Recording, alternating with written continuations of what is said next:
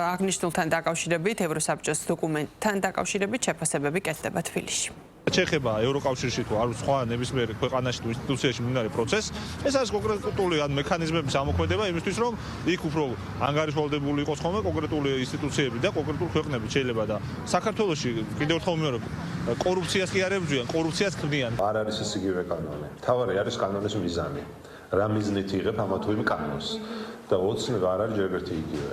ოცნება ამ კანონს რა მიზნით იღებს ის არის თავარი. ოცნების მიზანი თავის ქვეყნის სუვერენიტეტის დაცვა კი არ არის. საკუთარი პარტიის დაცვა და იმიტომ ღებულობს ამ კანონს და მე მგონი არაფერი გასაკვირი იმაში არ არის, რომ ნორმალური სახელმწიფოები, სადაც სამართლიანი სასამართლო არსებობს, სადაც ადამიანებს საკუთარი სიმართლე შეუძლიათ დაამტკიცონ და სამართალი იპოვონ, რომ ეს სახელმწიფოები ფიქრობდნენ უცხო ძალისგან საკუთარი ქვეყნების დაცვას და გამჭვირვალობას და ასე შემდეგ, ამაში გასაკვირი არაფერია. როდესაც ჩვენ დავაინიცირეთ გამჭვირვალობის კანონი, პირდაპირ შეეცადნენ, რომ მეორედ მოსვლა მოეწყოთ საქართველოს წინააღმდეგ.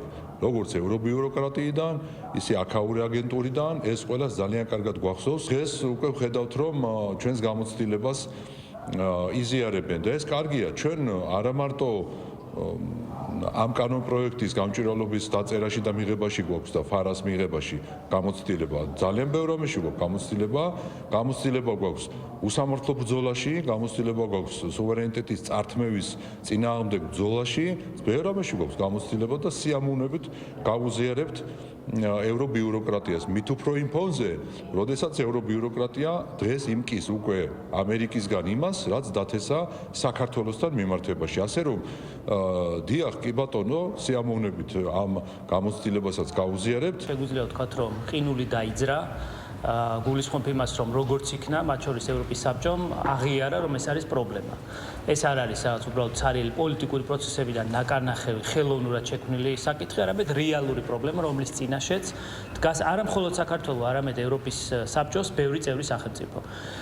და ის რომ თითოეული ქვეყანა სხვადასხვა პროცესში, საარჩევნო პოლიტიკურ სხვა საზოგადოებრივ პროცესებში პრობლემის წინაშე დგას, სხვა ქვეყნები პირდაპირ ერევიან ამ პროცესებში манипуляციები, დეზინფორმაციები და სხვადასხვა პროცესით, ეს უკვე დღეს არის შემდგარი ფაქტი და ამას თვითონ ეს ევროპის საბჭოს ეს გადაწყვეტილებაც ადასტურებს, გადაწყვიტა მოიკვლიოს თუ რა მდგომარეობა ამ ხრივ ევროპის საბჭოს ფარგლებში და რაც თავარია კონკრეტული რეკომენდაციების შესთავაზოს ამ სახელმწიფოებს, რა შეიძლება იყოს გამოსავალი, რომელიც ერთის ხრივ, რა თქმა უნდა, პატივსცემს კონსტიტუციურ წესწყობილებას, მეორეს ხრივ ადამიანის უფლებების დაცვის ხრივაც იქნება გამართული.